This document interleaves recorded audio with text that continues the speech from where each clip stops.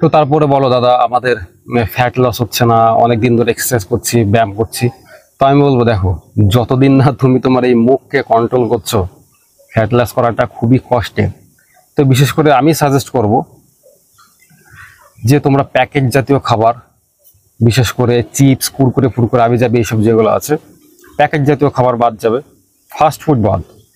ওই মেলায় গেলাম, দেখলাম, বাড়ির ভিতরে বেরোলাম, চাউমিন, এগ রোল, সিঙ্গাড়া, একদম দামাদাম, এগুলো খেতে ভাই কার না ভালো লাগে? ফুচকা দেখলে কার না ভালো লাগে খেতে?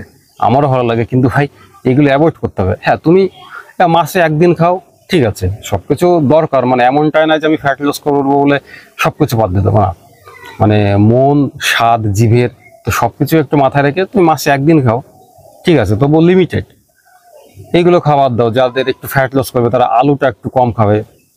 ভাত 3 বেলা তো একদমই মোটেই না। দেখো, অনেকে দেখেছি ভিডিওতে অনেক রকম রেসিপি বলে বা অনেক রকম আইটেম ধরিয়ে দেয়, সকাল থেকে রাত 10টা পর্যন্ত ডায়েট। ভাই, গ্রামের বাড়িতে থেকে মহিলারা যে কাজ করে, বা বিশেষ করে যাদের একটু মানে, দেখুন আমরা তো বেশিরভাগই একটু নিম্ন মধ্যবিত্ত ঘরের লোক।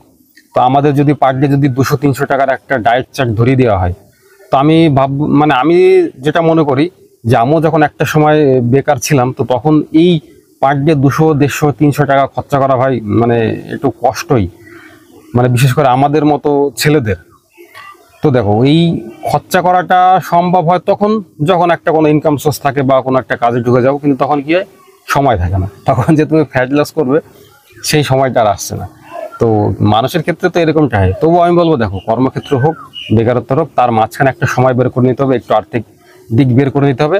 দুটোই আমাদের কম্প্রোমাইজ করে চলতে হবে, মেনটেন করতে হবে। এমনটা না যে শুধু কাজই করে গেলাম, শরীরের প্রতি কোনো ধ্যান নেই। আবার না, হ্যাঁ, শরীরের প্রতি শুধু জিম করছি, ব্যায়াম করছি, ভবিষ্যতের কথা, কাজের কোনো সিস্টেম নেই। যাই হোক, কত কথায় যাব না। তা আমি তোমাদেরকে সাজেস্ট করবো ফাস্ট ফুড অ্যাভয়েড করো, একদমই না। প্যাকেট জাতীয় খাবার থেকে শুরু করে কোল্ড ড্রিঙ্কস, পৃথিবীর মধ্যে যদি সব থেকে ফালতু জিনিস এবং ফালতু পানীয় যদি হয়, তো টপ 1 নম্বরে র্যাঙ্ক করবে কোল্ড ড্রিঙ্কস। সব থেকে বেকার জিনিস আর সব থেকে ফালতু জিনিস, এইটা সবার আগে। আর দ্বিতীয় হচ্ছে চিনি। চিনি একদম অ্যাভয়েড করবে তোমরা। আর ভাত তো 3 বেলা খাবেই না। যারা বিশেষ করে হেভি ওয়েট, তো অনেকে বলে যে দাদা আমার তো হেভি ওয়েট, আমি এ খাবো না, সে খাবো না। দেখো, খাবার কম খেলেই তুমি রোগা হয়ে যাবে এটা কোনো কথা নাই, মানে এটা একদম ফালতু চিন্তা ভাবনা। তুমি খাবার কম খেলে রোগা হয়ে যাবে না? তোমারও তো একটা শরীর, তো তোমার ধরো 5 কেজি খাবার লাগে, সেখানে যদি আমি প্রত্যেকদিন তোমাকে 1 কেজি করে দিই, তুমি তো দিন 10-15 পরে গিয়ে তোমার একটা মানে দুর্বল হয়ে যাবে, ভিটামিন সবকিছু থেকে তোমার শরীরে কমতে থাকবে। হ্যাঁ, খাবে, কিন্তু কি কার্বোহাইড্রেট থাকবে, হালকা ফ্যাট থাকবে, প্রোটিন থাকবে, ভিটামিন থাকবে। তুমি সবজি খাও বেশি করে, পারলে সকালে রুটি খাও, মানে ব্রেকফাস্টের পরে, এবং রাতে রুটি খাও। তো এটাও বলবো, রাত 9টার পরে একদমই আর খাওয়া যাবে না। সব থেকে ভালো 7টা-8টার দিকে যদি খেয়ে নিতে পারো তো ভালো। তো বললো মেনলি দেখো, অনেকে কাজে থাকে, বাড়িতে থাকে, বিশেষ করে মহিলারা, তো তাদের বাড়িতে কি হয়, ছেলেরা আগে খেয়ে নেয়, তারপরে মেয়েরা খায়, তো খেতে একটু লেট হয়। আমি বলবো 9টার পর আর খেও না। আর সকাল 9:30টার পর আর ব্রেকফাস্ট নয়। সকাল 7টা থেকে 9টা, 9:30 পর্যন্ত ব্রেকফাস্ট করো। দুপুরে লাঞ্চ 12টা থেকে 2টো-2:30 পর্যন্ত। 2টো-2:30 পর আর লাঞ্চ করা যাবে না।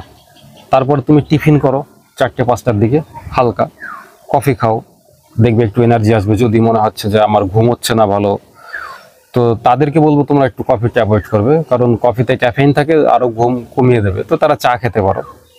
তো নর্মালি আর ফার্স্ট মর্নিংয়ে উঠে চায়ের সঙ্গে বিস্কুট একদমই না, বেকার খাবার, সব থেকে বেকার। চায়ের সঙ্গে বিস্কিট প্রচুর পরিমাণে, নর্মালি যে আমরা বিস্কুট ভাবি যেতে কিছুই নেই, কিন্তু প্রচুর পরিমাণে চিনি থাকে, সুগার থাকে, বিশেষ করে যারা মোটা আছো, তো তারা এটাকে খুবই অ্যাভয়েড করবে। মর্নিং ওয়েটে, ফার্স্ট ওয়েটে, এমনিতে আমরা বলি যে এমটি স্টমাক থাকে ঘুম থেকে ওঠার পরে, এমটি স্টমাকে চা বিস্কুট খাওয়া তো একদমই ঠিক না। তুমি আমলার জুস খাও, আমলকি, দেখবে আমি এর আগে একটা ভিডিও তৈরি করেছিলাম দ্রুত ফ্যাট লস করবে কি করে, যে রেসিপিটা দেখেছিলাম, ওটা তুমি ট্রাই করো, একদম ফল পাবে। তো চলো, বেশি কথা বলবো না। তো নর্মালি এরকম স্লিম থাকো। তো আমি কিন্তু বারবার প্রত্যেক ভিডিওতে বলি, দেখো আমি কিন্তু কোনো বডি বিল্ডিং বা বডি বিল্ডার কম্পিটিশনে যাব না। নর্মালি আমি বাড়িতে ফিট থাকবো, সুস্থ থাকবো, স্বাভাবিক থাকবো। 50 বছর পর্যন্ত আমি যদি সুস্থ থাকতে পারি, নর্মালি কোনো বিনা রোগ ছাড়া, তা আমি বলবো আমি ফিট আছি। স্টেরয়েড নিয়ে ইঞ্জেকশন পুশ করে বড় বড় মাসেল বানালাম, 30-35 বছর পরে গিয়ে দেখছি আমার হাঁটুতে পেইন হচ্ছে, কনুইতে পেইন হচ্ছে, শোল্ডারে পেইন হচ্ছে, সমস্যা হচ্ছে, ইন্টারনাল প্রবলেম হচ্ছে, ডাইজেস্ট হচ্ছে না খাবার, দরকার নেই ওরকম ফিট থাকার। সিম্পল থাকবো, সোজা থাকবো, আমাকে বডি শো আপ করার দরকার নেই, আমাকে রাস্তায় গিয়ে উইদাউট শার্টে ঘুরে বেড়াতে হবে, তো ওরকম কোনো ব্যাপার নেই। ফিট থাকবো, স্বাভাবিক থাকবো, সুস্থ থাকবো, 80 বছর পর্যন্ত বাঁচতে হবে।